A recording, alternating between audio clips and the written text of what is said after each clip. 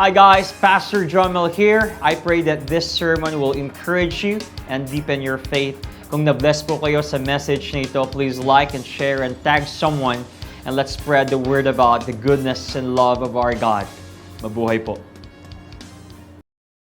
Today is a very special day to all of us kasi po tayo ay mag-open ng panibagong series and we're calling it a Jesus-shaped life. And while I was preparing for this series, nagtatanong ako, sabi ko, Lord, ano kaya ang ipipreach namin? Ano kaya ang series na maganda sa March? Kasi tuwing March, pag-graduate na ang mga tropa natin at hindi lang pag-graduate na, kundi some of you here ay katatapos ng love month, so meron pa ring somehow hangover sa ating love month. Pero buti na lang yung ating series ay hindi pang just kilig-kilig, no? But really, one of the things I really ask, Lord, how can I grow as a leader? How can we improve as a church? And God gave me this series, or God gave me this thought, maganda maging Christ-centered tayo. And this series will be about Jesus, alright? Sino dito, pag pinag-usapan natin Jesus, you're so excited and you're so interested at parang, ano bang itsura ni Jesus? Long hair ba talaga siya? May mga nagtatalo, yung iba maputi daw, yung iba may timba si Jesus, ano ba, Asian ba siya? Jewish ba siya? Anong itsura ni Jesus? You know, when we talk about Jesus, sobrang curious kasi, you know, nai-imagine mo kung anong itsura ni Jesus. But it's more than the itsura. Pag ikay naging Kristiyano, when you're a Christian, magandang makita natin dito is anong ugali ni Kristo na kailangan kong gayahin at gusto kong gayahin. And in this series, pag-uusapan po natin a Jesus-shaped life. This series will run for 6 weeks and we'll talk about Christ-centered life.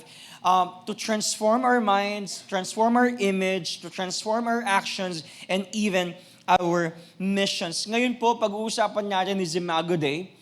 But before you flash the title, don't flash the title yet. Pag-uusapan po natin ngayon is Imago Day. Sabi niyo ang Imago Day. Pag sinabi natin Imago Day, in Latin meaning image of God. Kaya kanina sa ating pre-service ay pinaharap kayo sa isang mirror at tinanong kayo, anong nakikita mo sa sarili mo? And what's the best feature you really love about when you see yourself sa isang mirror? Alam nyo, sino dito may mga mirror sa bahay?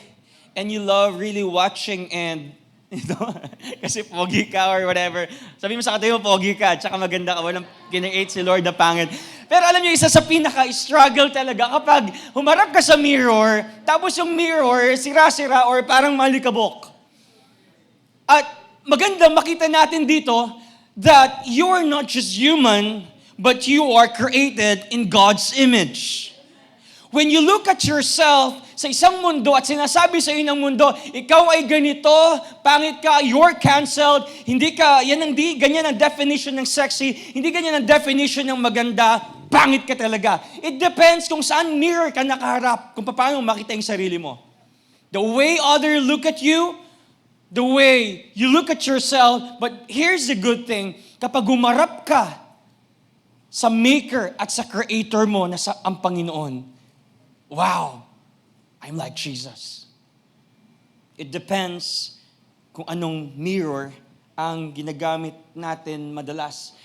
Kaya madalas po nalilito tayo. We are confused with our image. We are confused with our identity. That's why we have to fix our eyes unto Jesus. When you fix your eyes unto Jesus, you look Jesus, and then you see yourself, oh, I want to be like Jesus. I want to be like Christ. So I want to bring you on this message, shaped and saved by my Maker. Tell to the person seated next to you, you are shaped, you are saved by our Maker. Speaking of image, isa sa mga features talaga ng tatay ko na nakuha ko sa kanya is hindi naman yung magkamukha kami. Siguro at a glance, uy, parang si Pastor Jomel, si Bishop, no? Minsan pag tinitignan ko si Bishop, nakikita ko yung feature namin sa kanya ni Doc Josh. Pero ang talagang nakuha namin kay Bishop is yung attitude niya. Yung trait niya. Si Bishop kasi, number one sutil din yan. Okay? Mahilig din, alam mo, maki-fellowship. At minsan, sinasabi sa akin ng asawa ko, alam mo, parang ikaw si Bishop, no? Pag yung inaasar niya si mami mo, parang ikaw na ikaw. And merong feature si Bishop na nakuha talaga namin ni Doc Josh. At yung mga feature ni Bishop na talagang nakuha namin, minsan ginagawa namin nag-resemble dun sa mga taong nakakausap namin. And nakakatuwa dito, yes, tatay ko siya, at meron kaming similarities. At hindi kayo magtataka kung magkamukha kami at magkaugali kami kasi tatay ko siya. At tanong ko sa inyong lahat dito, sinong may gawa sa'yo? Sino ang nag-shape sa'yo? Sino ang nagligtas sa'yo? And somehow, tatanungin natin, kamukha ko ba talaga ang Panginoon? The answer is yes. Because you are shaped and you are saved by God. The Bible said in Genesis chapter 1, verse 26, then God said, let us make man in our image, after our likeness. On the sixth day, ito po ay yung time na bago magpahinga ang Panginoon. On the sixth day, create ng Panginoon ang human, which is si Adan. At nung create ni Lord si Adan, napakaganda. It was very personal kasi talagang hinulma niya yung dust, hinulma niya yung clay, and then hiningahan niya yung nostrils. Humanity is so unique, unlike animals.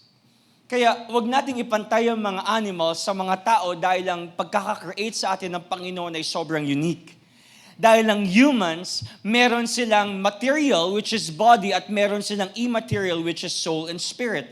Unlike ang mga hayop, wala silang soul at wala silang spirit. Depende. Ang kanilang soul, hindi nila somehow, yes, nakakaramdam sila ng sakit, pero hindi katulad natin na talaga nagdadamdam. Pag sinipa mo ang isang pusa, mamaya-maya bati na naman kayo. Pero subukan mo sipain yung katabi mo, hindi na atin ang service yan. But really, our creation, ang creation ng Panginoon sa atin as human, is so unique. That we have both material body and immaterial, which is soul and spirit, that we are created in His image and likeness, and we have, therefore, resemblance with God. Not in the sense of God's having flesh and blood. Kamukha ba ng Panginoon si Kuya Eloy kasi meron siyang katawan at meron siyang flesh? No, I'm not talking about blood and flesh because the Bible said in John 4:24, God is a spirit. And the good thing about our God, pinakita niya ang kanyang image sa pag-create ng human. Kasi kung hindi niya create si Adan at si Eva, ang Diyos ay magiging isang konsepto lang. Kaya ang ginawa ng Panginoon, create niya si Christian, create niya si Kina, create niya tayong lahat, especially Adam, so He can show His image. Uy, ganito pala ang Diyos. That's why every time we show love and we show joy and peace, sa tao, nakikita ang Panginoon. And when you hate the product, Mom April, you hate the manufacturer. So pag sinabi po natin Imago Dei, in Latin means image of God. So ang image mo ay nakabase sa Panginoon. Hindi ka Latina, hoy. Hindi ka Latino. You are nawawala ako. Huwag kayo masyadong tumawa. Can you just hold your laugh, okay? Sabi mo sa katabi mo, hindi ka Latina. Kamukha ka ni Lord. And when we talk about God's image, hindi po sa physical appearance, pero sa morally, mentally, spiritually, and socially. So He made us from the dust to show who He is. Kundi konsepto lang ang Panginoon. Ngayon, that's my introduction. I just want to introduce our series. Pero ngayon po ang message natin, literal, gusto ko kayong bigyan ng 5 points at itong points na gagamitin ko ay sa pamamagitan ng mga hugis. Are you ready? Different shapes. If you will be asked, what is your favorite shape? Meron dito, pentagon, octagon, ano pa ba? Hexagon, whatever. But my first point is this, is circle. I want to ask you this question. Buo ka ngayon o basag? Are you spiritually whole or do you need God's restoration? Second question I want to raise. What kind of shape are you in right now? Kung tatanungin ka, anong shape mo ngayon? Let's be honest. Nung narinig mo, anong shape mo ngayon? Maybe ang naisip mo, teka pastor, hindi ako Boracay ready ngayon eh. Hindi ako gym tuloy no? Hindi ako gym ready ngayon eh. Tingnan niyo yung katabi ninyo. Anong shape niya ngayon? Oh, tama, bilog. Ay, isa naman kwadrado. But let's be honest, when you hear the question, what kind of shape are you in? Most of us, ang iniisip natin agad is our physical condition. But this question is not just physical question, but this is a spiritual question. Are you whole right now or are you broken? Alam niyo po, madalas, marami tayong hinahabol, habol sa mundo. The reason we are broken. The Bible said in Genesis chapter 1, verse 26, then God said, let us make man in our image, after our likeness. Alam niyo po, isa sa mga struggles ko bilang tao, alright? Tanggalin natin pagiging pastor. Isa sa mga struggles natin bilang tao is yung masyadong maraming pinapakita ang mundo sa atin at yung pinapakita ng mundo somehow na-entice tayo, yun ang ginagaya natin.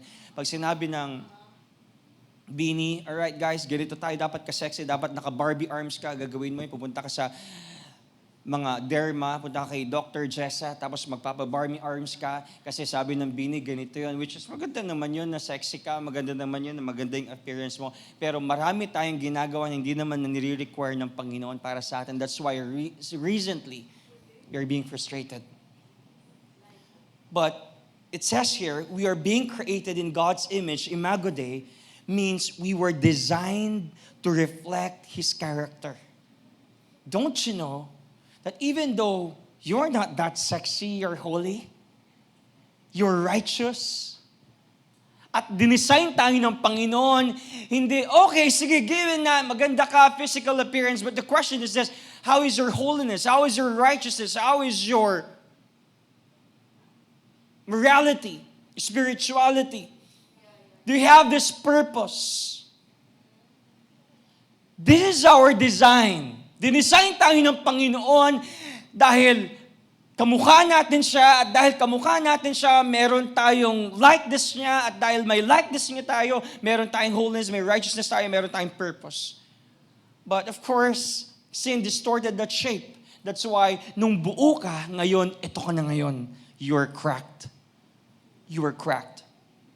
And I want to show to you a good illustration kung anong nararamdaman ng mga taong ginagawa yung mga bagay na hindi naman yun ang purpose nila. Can I ask Ma'am April, and then have your assistant here, please? Marami po tayong hinahabol sa mundo. At pag hindi mo nakuha yung mga hinahabol mo sa mundo, ang nangyayari sa'yo, nababasag ka. At pag nabasag ka, it frustrates you. Habol ka ng habol sa jowa mo na gusto ko ganito. Lalo na ngayon, si Bini Ayan, may spotted pala na may boyfriend na siya nag-work sa PBA, kaya heartbroken ako ngayon. Bakit gano'n? Dapat kami ang meant to be ni Bini Ayan, and ngayon frustrated ka. But because you are following the footsteps of the world, originally, you are this, you're whole.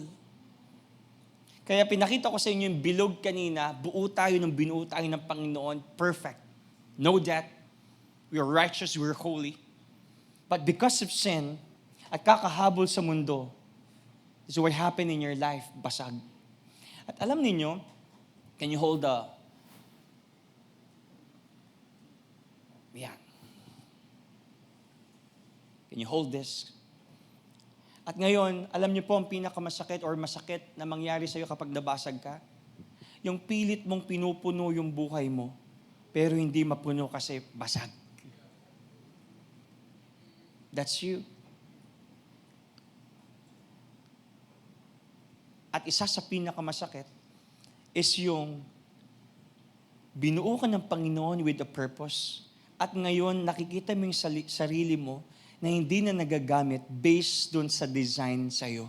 Kaya ang ginagawa mo ngayon, lalagyan na lang to ng pera, lalagyan na lang to ng candy, lalagyan na lang to ng ballpen, lalagyan na lang to ng basura. But your original design at intention ng creator mo supposed to be is lalagyanan ka ng kape. At ang sakit ng isang tao na makita mo yung taong yun na hindi na naggamit doon sa purpose niya. At ang pinakamasakit ngayon, dahil wasak ka, dahil sira ka na, at hindi ka mapuno, at ngayon feeling mo you are invaluable, at feeling mo you are useless, tinatapon na lang. Our intention was perfect. The Creator's intention was so perfect nung buo ka pa, but because of sin, you were broken. But the good thing here, nung nasa Panginoon ka na, binuo ka niya ulit. That's why the Bible said in 2 Corinthians 5:17, this means that anyone who belongs to Christ has become a new person. The old life is gone and new life has begun. Now, pagdating ba dito, Pastor, bago na ako, new person na ako. So you mean, pag binago ako ni Kristo, magiging sexy na rin ako. Tapos yung mga features ko na dati, panguha ko ngayon, tatangos na rin ba yung ilong ko? Not yet. Dahil ang binago sa iyo ng Panginoon is not your physical appearance. Ang binago sa iyo ng Panginoon is your perspective. God saved your spirit. At dahil niligtas ng Panginoon yung spirit mo, nare-renew yung soul natin. At dahil okay na yung soul mo, yung pakiramdam mo, yung emotions mo, ang nangyari, soon you will be glorified and soon you will be okay physically. So it starts everything with the spirit. Thank you so much. I hope naintindihan natin yung illustration. God restored you with new perspective. At nung binago ka ng Panginoon, you were realigned with your purpose. Kaya marami nagsasabi sa akin, Jomel, grabe no, nagbago ka na talaga. Hindi ka na umiinom. Hindi ka na kani-kanyo nakikipag-chat. Hindi ka na nakikipagsuntukan sa basketball. Iba ka na talaga. Sabi ko, amen. Pero alam niyo po, sabi ko sa mga dati kong barkada, si Jomel pa rin po ako. Ako pa rin po yung dati niyong barkada na pwede niyong kaututang dila. Pero ngayon po, nagbago ako at binago ng Panginoon yung mind ko at ni-realign ni Lord yung purpose ko.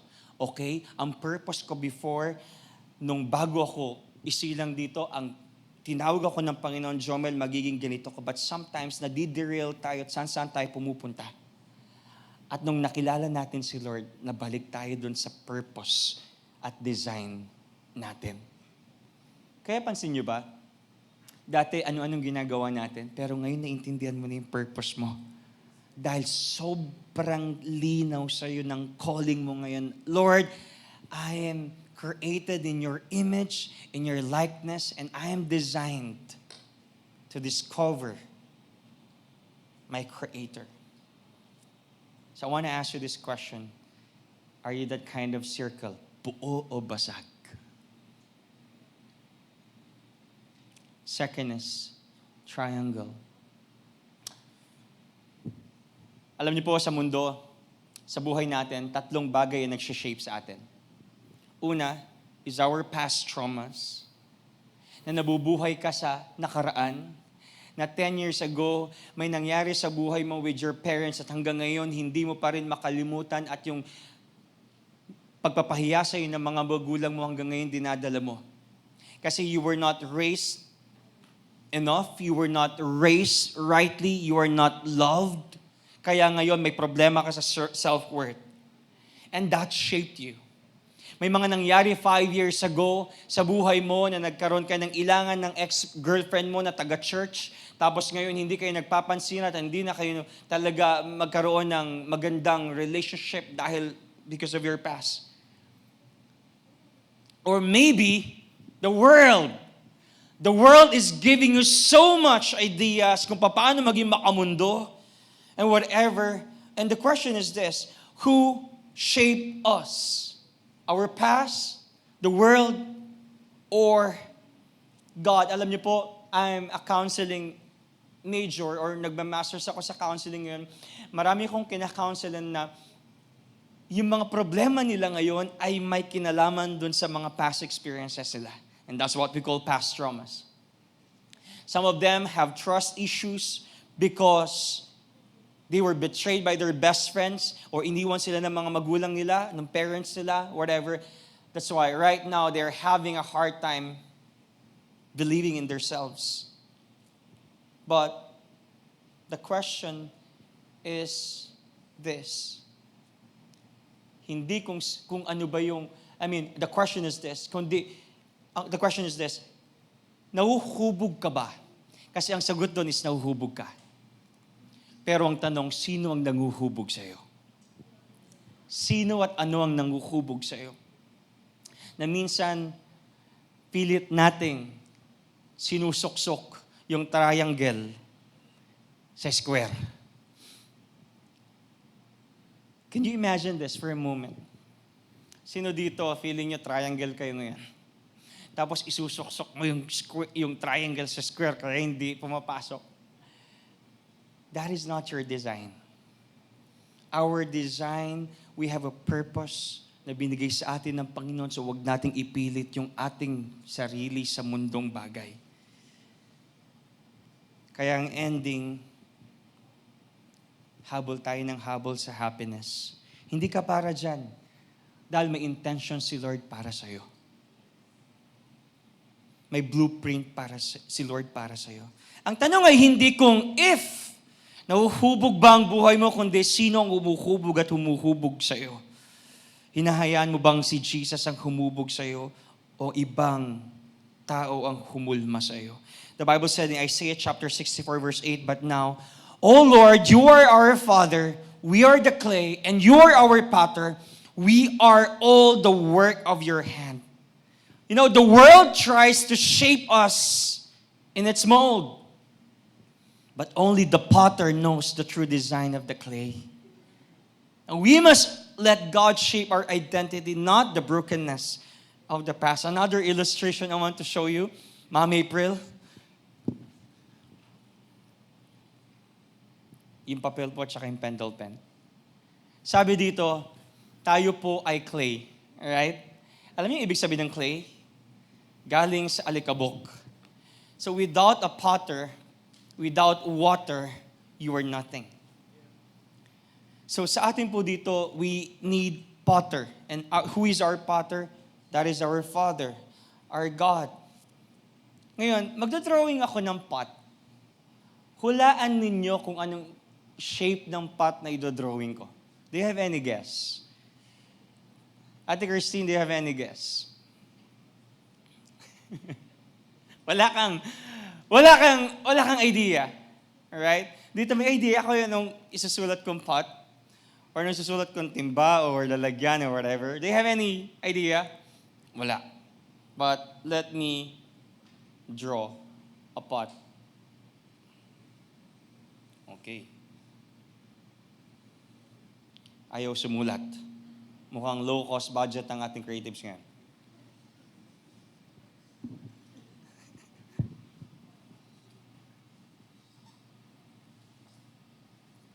Perfect.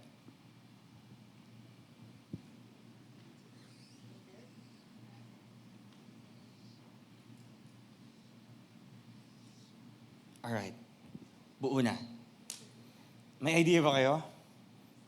Tenen! Di ba? This is my creation. Kaya tignan mo kung akong gagawa ng tao, di ba, ang pangit. Buti na lang si Lord gumawa sa akin. Ngayon, second question. Saan ko gagamitin ito? Anong lalagay ko dito, Ate Kay? Tingin mo.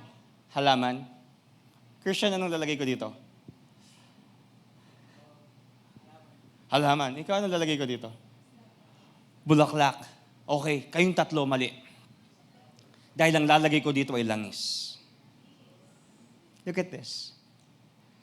Marami sinasabi sa atin ng mundo na dapat ganitong hugis mo, na dapat ganito ka, at dapat ganitong habulin mo, pero hindi natin alam yung intention ng Creator na gumawa sa atin.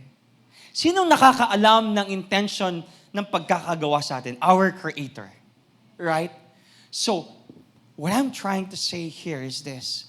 Alam ni Lord yung blueprint ng buhay mo, kaya maganda siya ay maging takbuhan natin every time we are discouraged. Tell to the person seated next to you, si Lord ang Creator ko. He knows my intention. He knows His intention. You know, many people live their lives without a blueprint, trying to figure things out on their own. But when we're never meant to guess, the shape of our lives or our life was already designed by God. Amen? So we are shaped to reflect Jesus. Our identity is not self-made. It is God's given. So the world says, look at this, find yourself, but God says, I found you. He's our pattern. Alam niyo po, nakakalungkot, no? Di ko kayang sumigaw ngayon, Kuya Jed. Parang nasanay akong relax na nga lang ako. Nakaset yung mind kong sisigaw ako eh. Magagalit ako eh. Or I mean, passionate or ano eh. But, okay, I will settle myself. You know, our Potter, He found us because He knows His intention kung bakit niya tayo ginawa. He knew us. God says, I know your purpose. Sometimes, and most of the time, we try to find ourselves. And we try to figure ourselves and live without a blueprint. Kaya ang madalas pong nangyayari sa atin, natatrap tayo sa box at nababox tayo sa isang lugar na walang kalayaan. Third point is a square. We are trapped in the world's box. Gusto kong sabihin sa inyo, mga kapatid, na our life is not self-discovery. Our life is Christ discovery. The more you know Christ, the more it gives you peace. Alam nyo, sa atin dito, no, pag nalulungkot tayo, ang unang gagawin natin, masyado tayong nababox. Paano ko siya hanapin yung sarili ko? Dito ba sa part na to? Or dito ba sa part na to? May problema ba ako sa sarili ko? Or may problema ako sa pamilya ko? Or may problema ako sa mga kaibigan ko? May problema ako sa identity ko? And we are trapped with that square and that box na akala natin ang buhay ay self-discovery. But life is not self-discovery. It is Christ discovery. The more you know Christ, the more it gives you freedom. The more you know Christ, the more it gives you peace.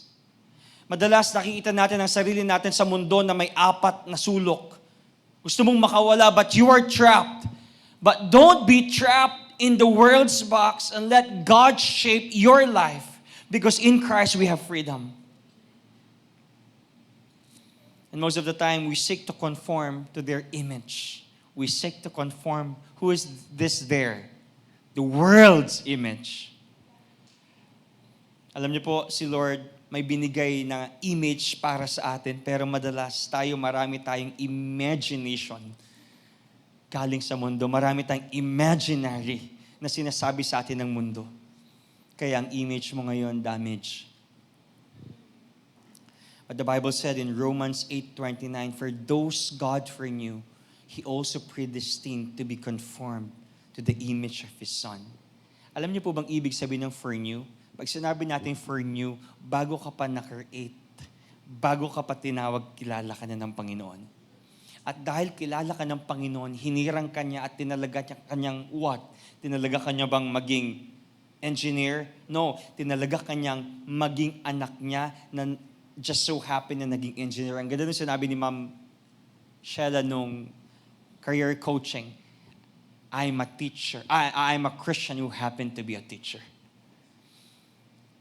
We are called to be followers at maging kamukha ni Jesus. Our calling is to look like Jesus, act like Jesus, and love like Jesus. Amen? So look at this. Look at the chain. Instead of being boxed sa isang lugar, sa isang mundo na puro ikaw dahil ang lagi mong hinahanap ay yung sarili mo, why don't look at this, to be chained with this golden chain of salvation. Sabi mo sa katabi mo, kilala ka ni Lord. He foreknew you. At dahil kilala ka niya, He predestined you, hinirang ka niya, at dahil hinirang ka niya, tinawag ka niya. At dahil tinawag ka niya, you are justified, you are cleansed, you are forgiven, and soon you will be glorified. When we understand this chain, you will never be boxed with those thoughts na galing sa mundo. Sabi ng tatay ko, hindi daw ako gagaling, so you were boxed na hindi ka magiging successful. But when you know this chain, hinirang ako, tinawag ako ng Panginoon at pinatawad ako ng Panginoon, and soon mag-glorify ako. Amen. Number 4 is rectangle. I want to ask you this question. Sino ang inspo mo? Sino ang foundation mo? Madalas nating tinatanong, who shapes your life? What are your foundations? There are 4 things na magiging fondasyon natin. This is Acts chapter 2, verse 42. That they're devoted in apostles' teaching, which is God's word. And they're breaking breads and they're having fellowships and their prayer. This is our foundation. Sino dito tuwing nagbabasa kayo ng Bible, you're excited? At tuwing nagbabasa kayo ng Bible, may nagbabago sa puso ninyo, Lord, sobrang excited ako dito sa ginagawa mo sa buhay ko. But the question is this, who shapes your life? And what are your foundations? Because we have to build our lives dun sa solid foundation kung ano at papaano tayo tinawag ng Panginoon. Ephesians chapter 4 verse 15, instead, we will speak the truth in love, growing in every way more and more like Christ, who is the head of His body, the church. The Bible says, grow in every way more and more like Christ. If I ask you to name a role model, ang sasabihin nila, idol ko po kasi si Michael Jordan eh. Idol ko po kasi si LeBron James. Tatanungin ka ngayon, sinong idol mo? Lauren, sinong idol mo ngayon?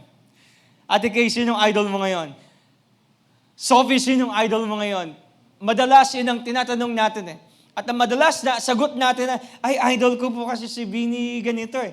Idol ko po kasi si ganito eh. Tatanungin mo, sino ang inspo mo? Sino ang stand mo? Sino ang bias mo? Ang bias ko po kasi si Jungkook eh. Boy pa ba yun? Di ba? Sikat pa ba yun? Outdated na ako eh. But really, malaki factor ko sino yung mga pinapanood natin. Tama? Malaki factor ko sino yung mga ginagaya natin. One time, nahook ako sa Korean novela. Parang years ago na to kasi na-curious lang ako. Korean. Wala, hindi tatalab sa akin to kasi gusto ko mga bakbakan series, yung mga Prison Break, yung mga suit, gusto ko yung mga matitindi, lalaki ako eh. Pag nanonood akong Korean, feeling ko nagiging di ako lalaki eh. Pero I tried few episodes and then 1, 2, 3, okay lang. Tapos tinuloy ko, paganda ng paganda. Hanggang natapos ko na yung buong series. And then, inaabangan ko na. Buti na lang, hindi ko sila naging kabuhok. Or hindi ako nagkaroon ng desire na gusto ko maging kasimputi nila, whatever. Pero kung sino pinapanood natin, yun nagiging tayo, tama? Some of you here, pinag-aralan pa yung language ng mga Koreans. Di ba? Anyari, huwag kang marupok sa iyong jowa At ako, ginaya natin sila. But the question is, the point is this. We admire those people who shape us. Who we admire shapes us. In John 13:15, I have given you an example to follow. Do as I have done to you. Sino ang ating ginagaya? If you will be asked right now, kasi si Jesus ang dapat nating gayahin, ano yung pinakagustong-gusto mong ugali ni Jesus na ginagaya mo talaga? Bababa ako dito at tatanungin ko kayo, bakit yun ang ginagaya mo? Okay, dahil nasa harapan natin, ano yung pinaka-idol mo kay Jesus? Yung humility po. Humility. Ikaw, Ate Carla? Discipleship. Discipleship. Ikaw? Yung love. Love. JP? Tignan mo ko. Yung goodness po ng Lord. Goodness niya. Yung mga di tumitingin sa akin, yung tatawagin ko. Hi! I miss you! Hello? Na-miss kita. Anong ina-idolize mo kay Jesus? Yung ano po, yung grace niya po. Grace. Look at that. When you look at Jesus' traits and characteristics, and when you idolize or you admire Jesus, yun ang ginagaya mo. I really idolize and I really admire Jesus' love. Paulit-ulit. Okay, grace. Okay, love. Okay, forgiveness. Okay, peace. Okay, joy. Who we admire shapes us. Sino dito may TikTok ngayon? Try mo mag-TikTok maghapon. Lahat ng mga ini-endorse ng mga live sellers, bibilihin mo. Nasa yellow basket. Mayroon akong kakilalang ganyan, pero hindi ko nasasabihin kung sino siya. Kakanood ng TikTok. Bili dito. Dahil mong para siya Hindi, mura lang yan. 65 lang yan. Pero binili mo lahat. Lahat ng nakita mo, binili mo. Because really, who we admire shapes us. One time, bago po ipako si Jesus Christ sa cross, tinanong siya ng disciple niya si Philip, sabi niya, Jesus, can you show us the Father? At ang sagot ni Jesus kay Philip, in John 14:9, anyone who has seen me has seen the Father. Anong ibig sabihin nun? Madalas sa atin dito, gusto natin makita ang Diyos. Gusto nating makita yung Ama. Lord, ano ba ang nature mo? Sabi mo, created ako sa image mo at saka sa likeness mo. Pero ang sabi ni Kristo, anyone who has seen me has seen the Father. Why? Because Jesus is the perfect template for how we should live. Right here in the four Gospels, Matthew, Mark, Luke, John. Marami tayong ginagawang klase at system at types of leadership. Just read Matthew, Mark, Luke, John. You will learn a lot and you will know the template, the perfect template of how we should live. Believers' mind need a proper model. That's why sinasabi ko sa inyo at tinitira natin yung part na sino model mo? Kung gusto natin magkaroon ng mindset kagaya ni Kristo, we need to have a proper model. And who is that? It's Christ. Are you still there? The last shape, so you will be reminded of our true image, is this, is the cross.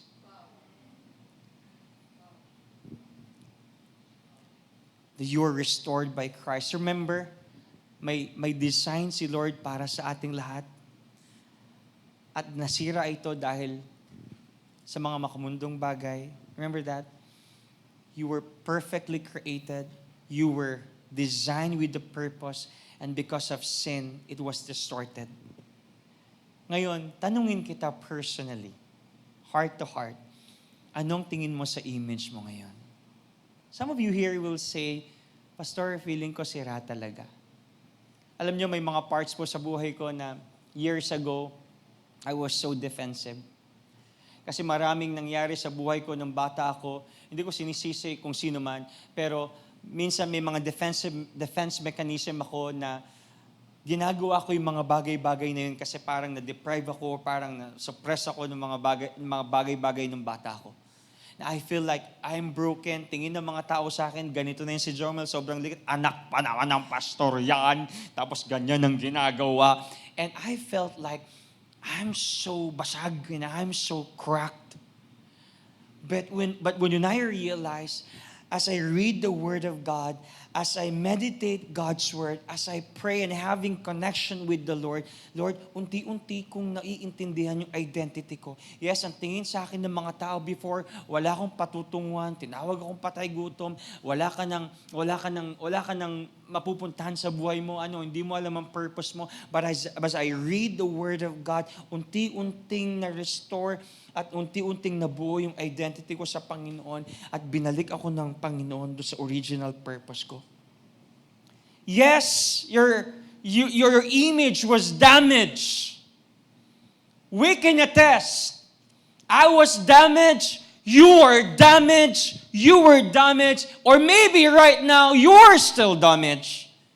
But I want you to know this. This shape, the cross, restored you. Because of this finished work of Jesus Christ, you were restored.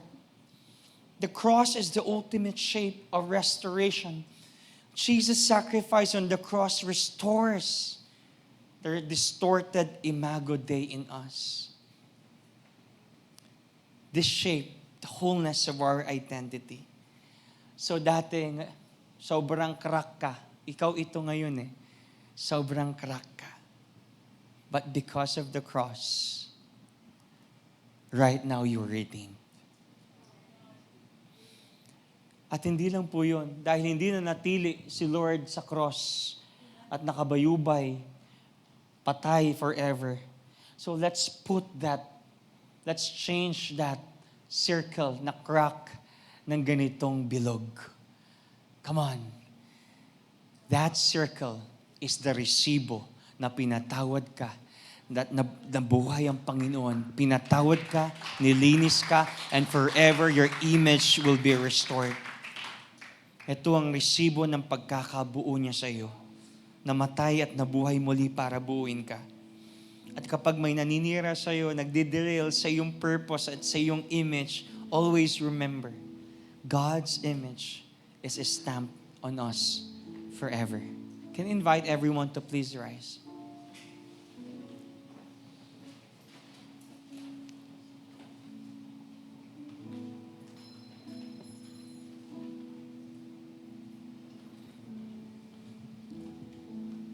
Hallelujah.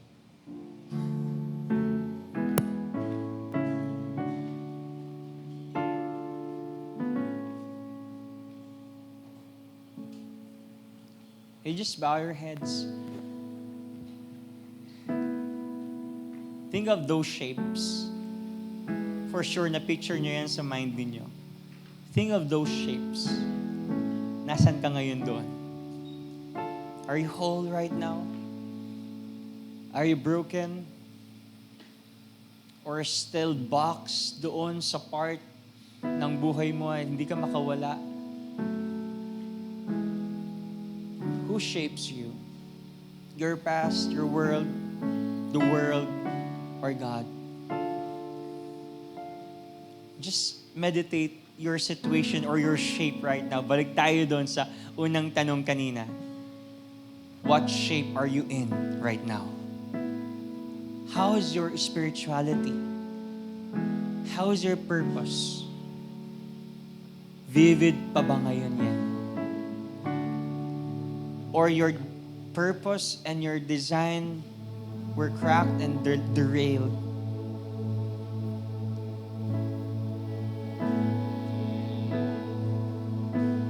What shape are you in right now? The only person who can answer that is you.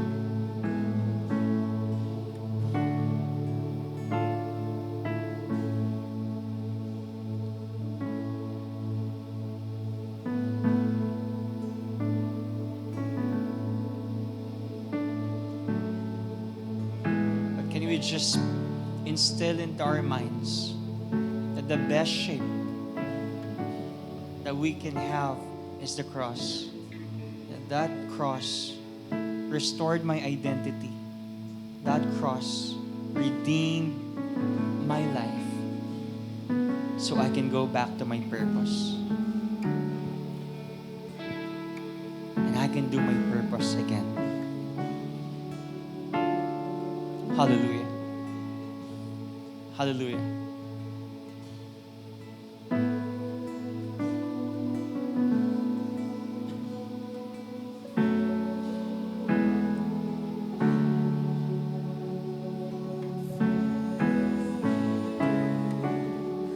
Christ is my firm foundation,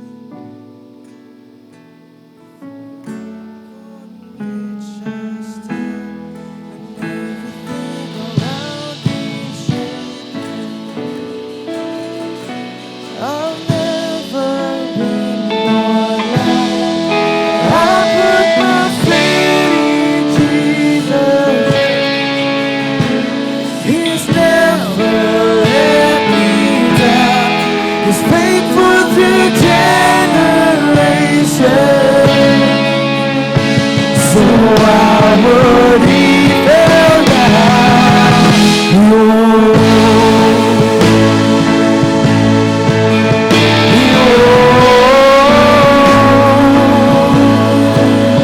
fail. He won't fail.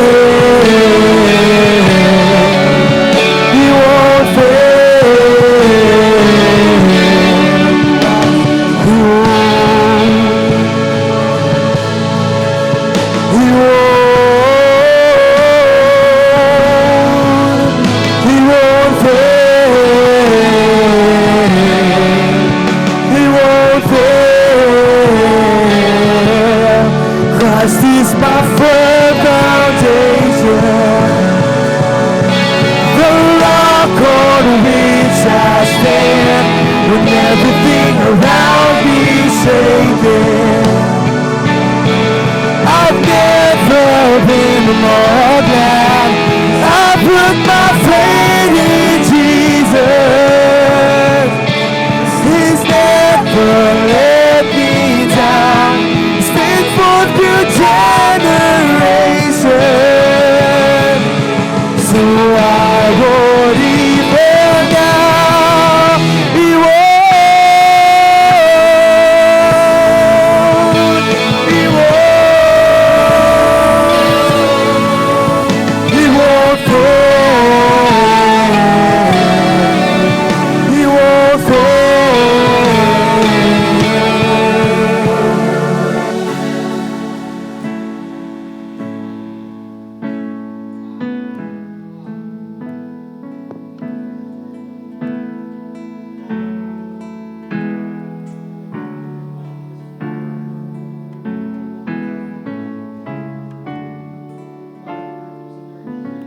Traits and our characters and our image, Lord, is Jesus.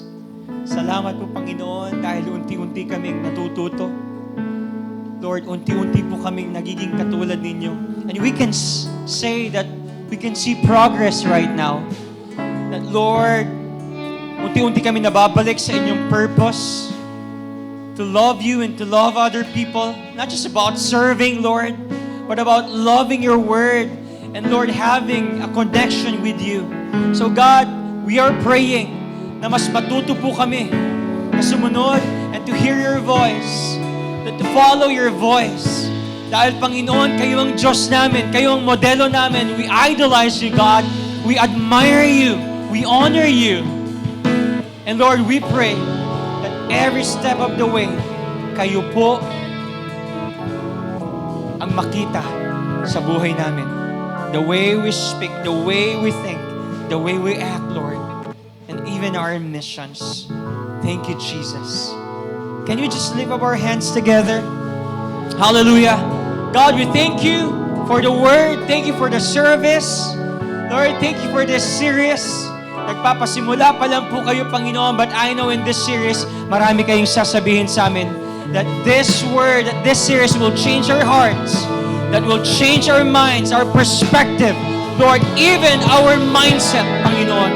That's why, God, we We claim the victory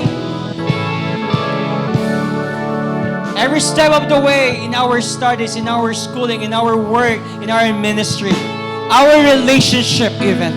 So God, pinupuri ka namin at pinasasalamatan sa matamis na pangalan ng aming tagapagligtas, our Redeemer, our Savior, our Lord, Jesus Christ. Woo!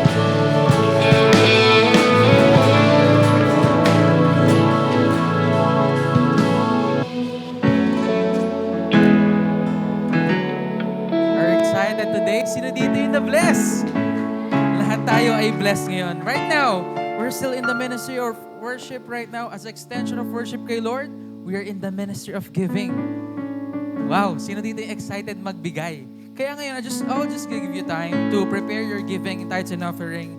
And you know what? Thank you so much, Pastor, for delivering that wonderful message. Pwede bang palakpakan natin si Jesus for the word of the Lord today? Grabe! Yung para kay Jesus na palakpak naman.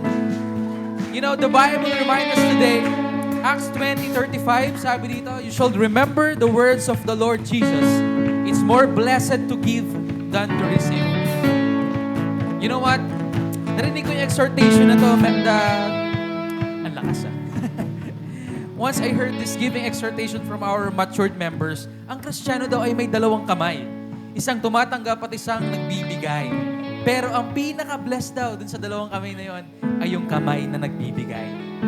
You know, when Jesus was pierced on the cross, yung the cross shape meaning na binigay ni Jesus, bukas palad niyang binigay yung buhay niya para sa atin. Ngayon, what shape are we reflecting right now? Ngayon, ang shape daw, sabi ni Pastor sa kanyang preaching, it's the cross shape. Ngayon, kung si Jesus bukas palad niyang binigay niyang kanyang buhay para sa atin, ano man lang kaya yung kakaunting treasure na meron tayo para bukas palad din ibigay kay Jesus. Kaya this ang response natin. Ngayong araw, magbigay tayo ng may kagalakan at bukas palad na puso dahil ang pinagpapala ng Diyos ay yung mga pusong nagbibigay. Amen? Right now, as we give, bigay lang po natin ng ating mga tithes and offering dito sa harapan. And of course, we want to support our BTC or our Vision 2020 or our Vision Week for today. Or ang ating Bethany Dream Center, ang i-explain, no? So right now, as we give, bigay lang natin yung mga tithes and envelope natin at babalik tayo sa ating mga upuan at mag-worship tayo kay Lord. Parang hindi okay lang, excited konti. Pero ulitin ko lang, magbibigay tayo, amen? Tapos babalik tayo sa upuan natin at mag-worship tayo kay Lord. Amen? So are you excited to give? Yes! Lord Jesus, we thank you for this time. Thank you for our hands. Thank you, Lord, for your pierced hand, Panginoon. Thank you, God, for giving us, Lord, the privilege to give sa inyo, Lord, because of what you have done on the cross. Open arms, Lord, that cross-shaped illustration, Lord, na binigay niyo sa amin. And Lord, right now, we are freely to give, Panginoon, sa inyong name. Thank you and we bless you. In Jesus' name we pray. Amen and amen. I praise when I don't.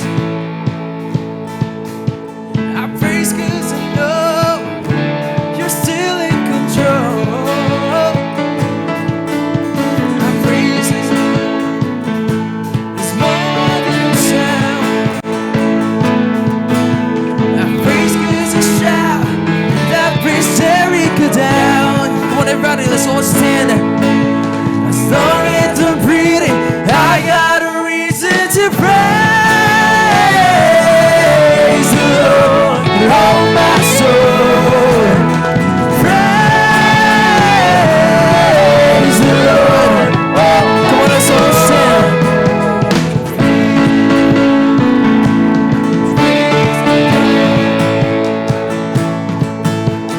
Praise 'cause I know you're still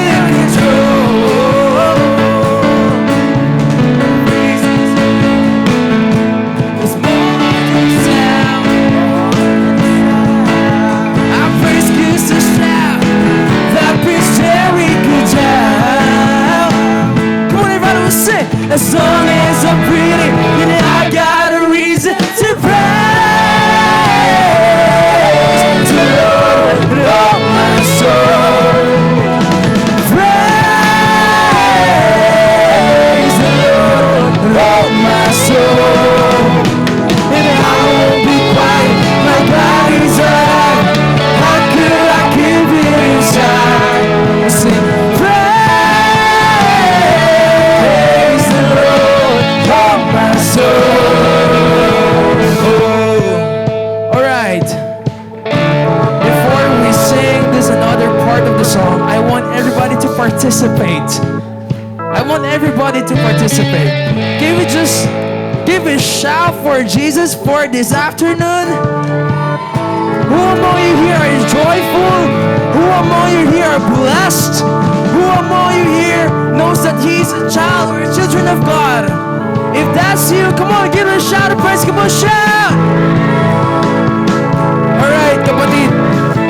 This is my request for you. Bigay mo na para kay Lord. Todo mo na, kapatid, pag kinanta mo itong kanta na to. Because He deserved the highest praise, I believe. Do you believe that? Do you believe that?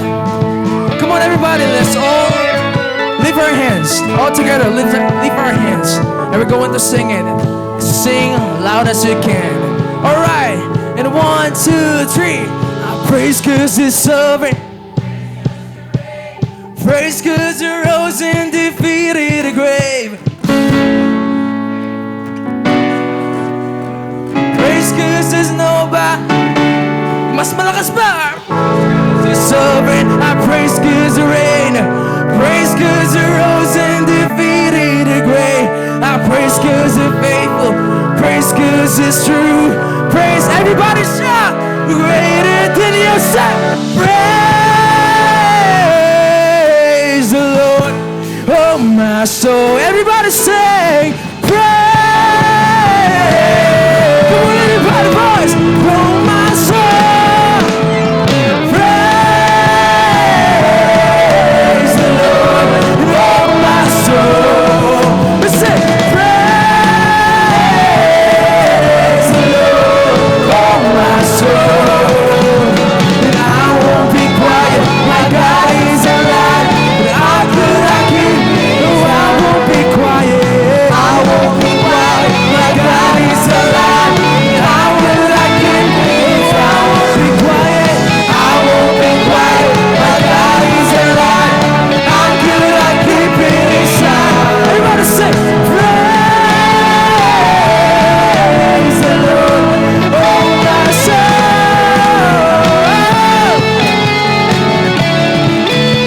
Hey, we praise you, God. All right, everybody sing. All together. Let everything that is breath, oh praise the Lord, oh praise the Lord. Let everything that is breath, oh praise the Lord, oh praise the Lord. Come on, let everything that is breath, oh praise the Lord, oh praise the Lord. Let everything that is breath, oh praise the Lord, praise the Lord, praise the Lord. Come on, give it a shout of praise. Hallelujah. Thank you, Jesus. Service is this place. See you next Sunday. God bless you.